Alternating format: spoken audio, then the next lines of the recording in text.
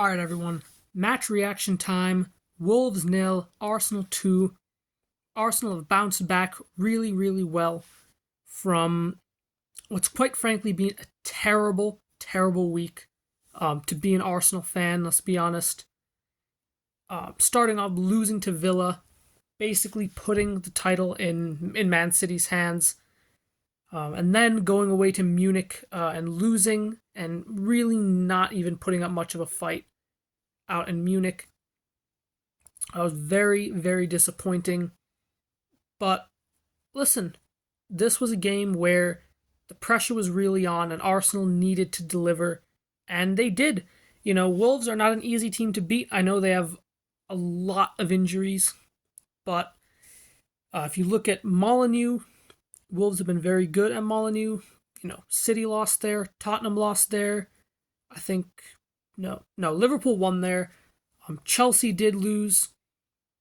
Not sure what Man United did, but still, they beat Tottenham and Man City at home, and so Wolves are a side that can really cause teams problems.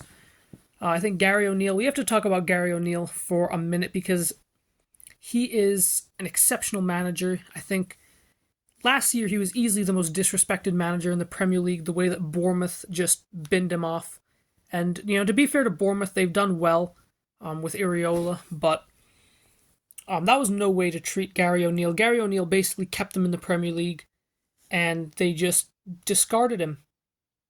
So it's really great to see him go to Wolves and do so well there.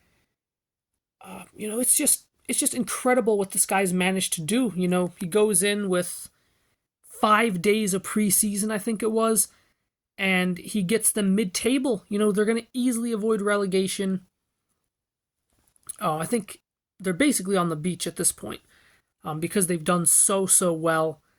And, that's down to Gary O'Neill. He's barely spent any money. If you look at the state of the Wolves squad going into the season, they lost so many players last summer.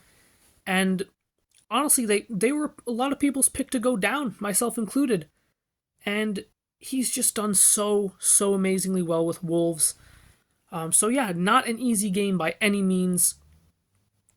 And ultimately, we had our work cut out for us. Wolves were very organized. They sat in a low block really, really well in the first half. And then, of course, when we got the goal, they had to come out a little bit more and attack us, which they did. They didn't create too much. Raya made that one really good save in the first half, but apart from that, he didn't have that much to do. Trossard with the goal, lovely goal. Absolutely amazing finish by Trossard. And, he is that kind of clutch player. I've said it a million times. He's not always the most exciting player to watch. He doesn't always look the most involved. But when you need him, when you need a goal, when you need an assist, when you need something, he always delivers.